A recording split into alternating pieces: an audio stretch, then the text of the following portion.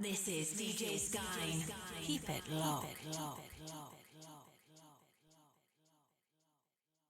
Yes, people. DJ Skine back on the ones and twos. It's been a long time for our insights, you know what I mean? Big up to all the listeners, followers, subscribers, liking, sharing, commenting on the mixes, you're much appreciated. This is a small channel, and to get the reach it's done so far has been incredible. So big up to each and every one of you. However, my people, this is about DJ Easy. We're doing a quick insight into his mixing style from a show back in 2006 off his KISS FM radio show, which was a 2-hour slot, and I was tuned in, locked in every Friday, and it was just one way to start off my weekend. The mixes were incredible, the tunes were incredible, the transitions were incredible, and that's what we're featuring in this video.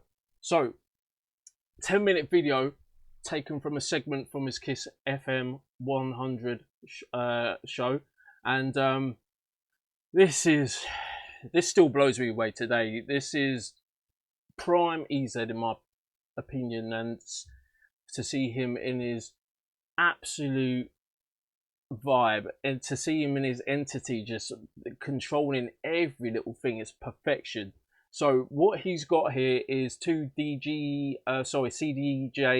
which is 100, okay, Pioneers, and he's got a DJM 600 mixer with two 1210 Technique turntables, and he's going to work his magic right here, right now. So let's get into the video.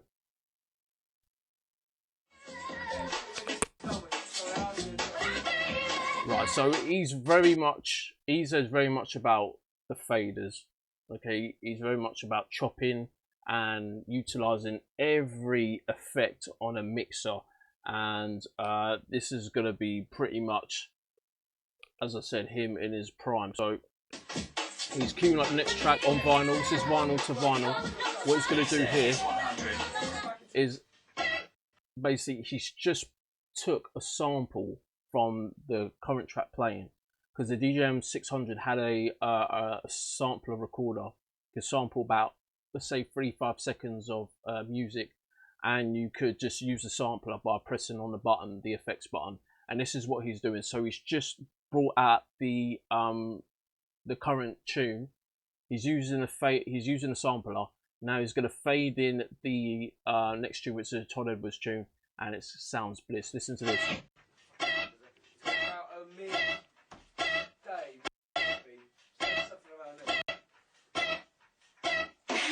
Mixing it up. He brings it in.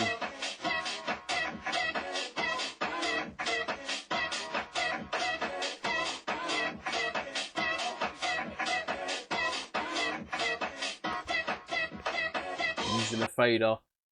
Now he's going to use a delay effect here as well.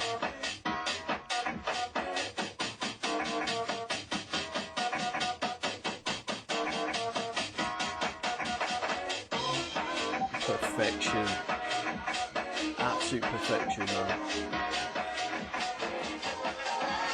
Right, this is another Todd Edwards tune he's playing. He's going to mix it into something else now, and this is where his chopping style comes into play. You're going to see it for what it's worth, and I tell you, this guy knows how to chop up, especially Todd Edwards tracks with 4x4 garage. And you have to be so precise with chopping, because you get it slightly off and it doesn't sound right. So this is where he comes into his own.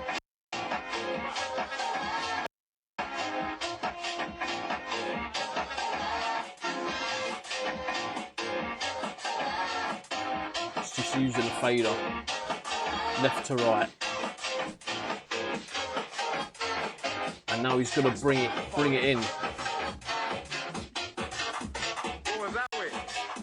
That's Winston. He was his second-hand man, his sidekick, should I say.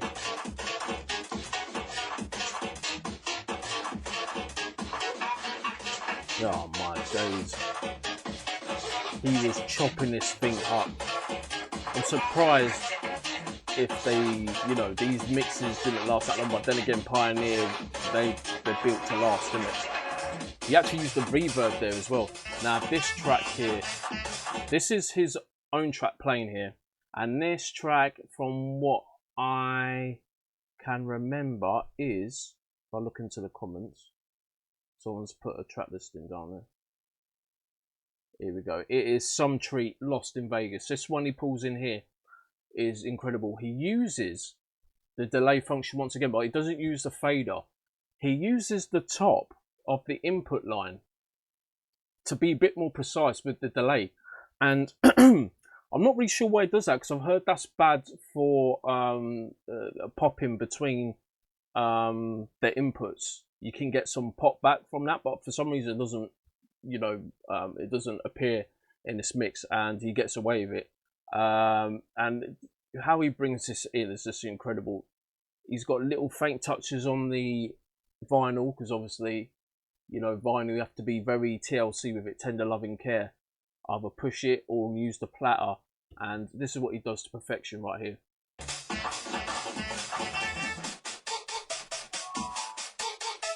Fade it in, back, fade it in, back, fades it in again.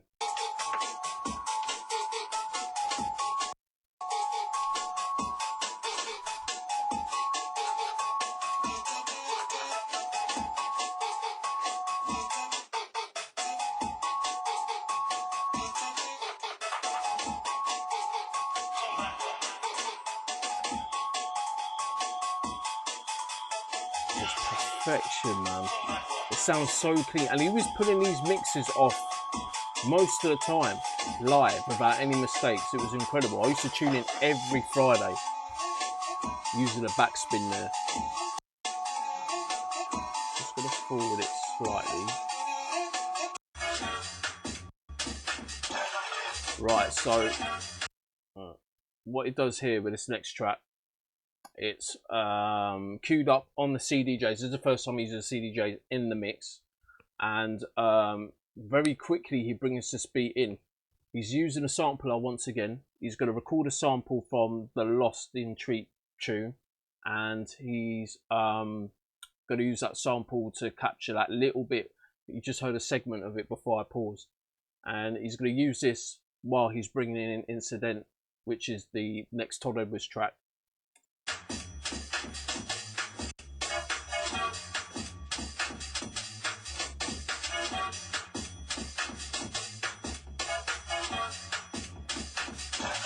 There we go. So he starts using it now.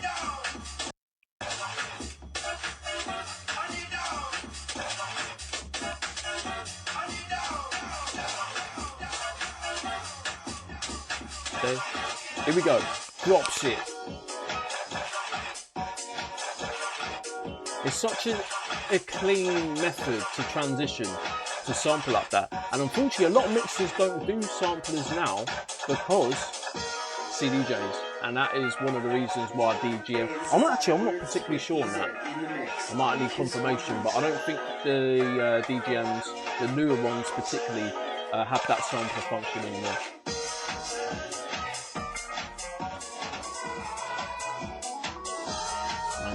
Man's grooving.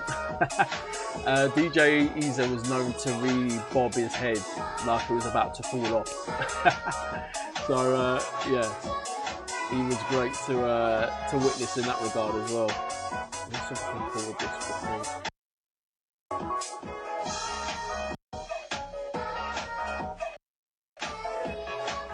Here we go.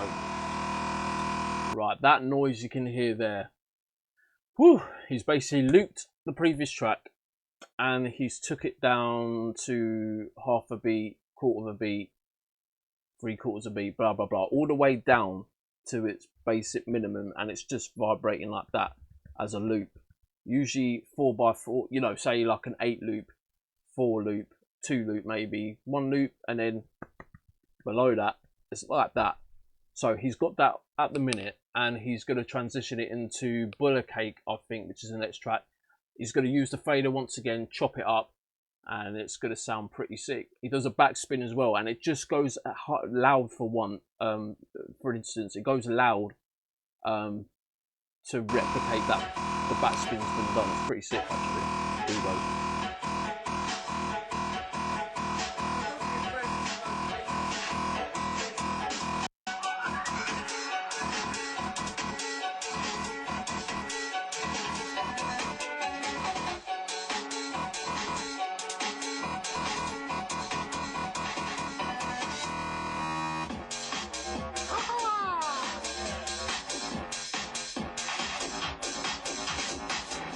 Using a reverb. He used to love using a reverb just to cut it up a bit.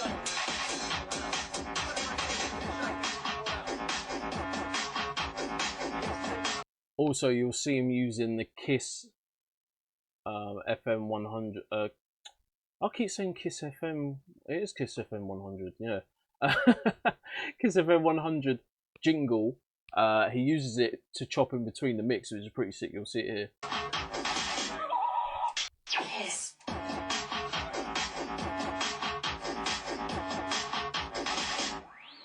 Kiss. See what I mean? Right, next track, Musical Mob, done by Pulse X. This one wrecked up the place in 2003. It was pretty much the instrumentals back then were, because it was going darker. There was a lot of grime coming out right around that time, obviously. Even though this show was put in 2006, this was doing damage still. So it's featured in the mix. He's mixing it into an instrumental that is a white label. I have no idea what it is. I've asked people around to see what it was, to see if they've got any clue. There was a few names attached, but no one knows what this tune is. So it's a straight up white label, never been released.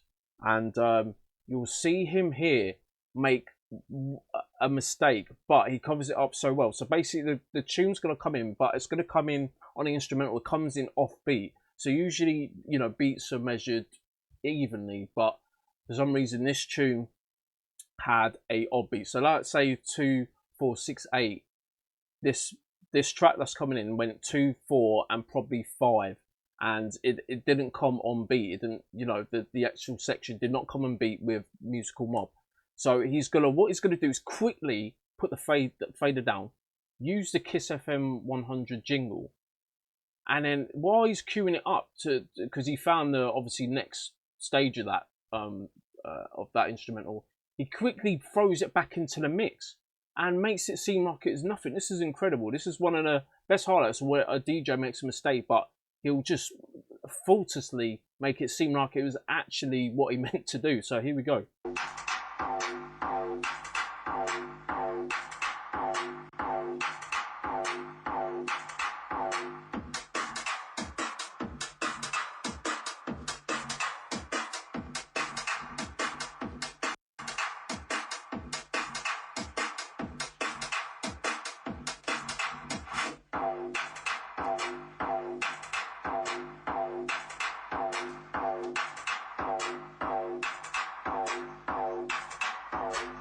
I think he's going to bring it in right now.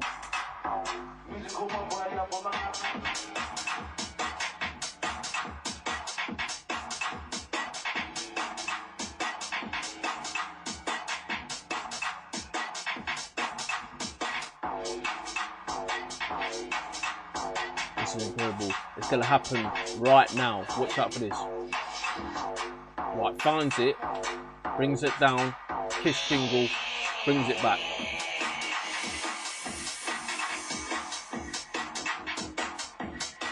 Swift, but clean. It's going to use the fader again. And this is vinyl to vinyl, by the way, so you know what it's like. Riding a pitch, making sure the beats do not drop out, do not go off beat. It's keeping its hand on that pitch rider so cleanly. It's just little movements in the pitch that you need, and that was perfection. As I said, he made a mistake, but he brought it back.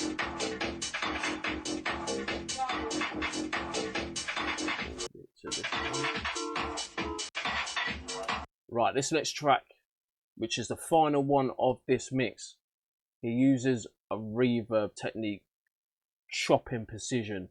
This is one of the best aspects of chopping you can do, and I've incorporated it myself. Don't want to be like DJ Z poverty version, but this can really make or break a mix. And for transitions and being original, this one is right up there for me personally in DJ EZ skill book. So you can see this one here. And even near the end, he uses a quick flanger. Oh my! He uses a quick flanger as well. And I think this guy just absolutely utilised everything from this DJM 600. He really did. He's using a reverb. Just about here.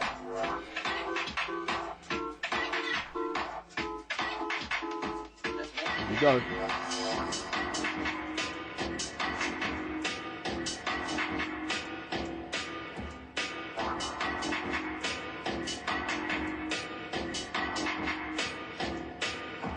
Oh my days.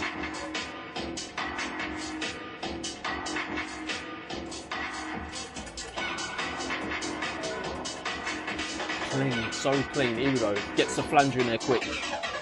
Oh man.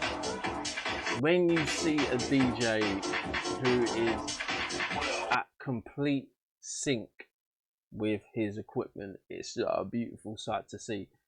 Guys, this is DJ EZ's Insight, one of the most popular videos of him in the mix. Much appreciated for watching. Like, comment, subscribe.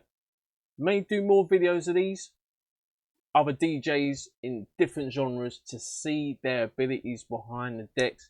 Is one thing that can't be understated from a DJ's perspective.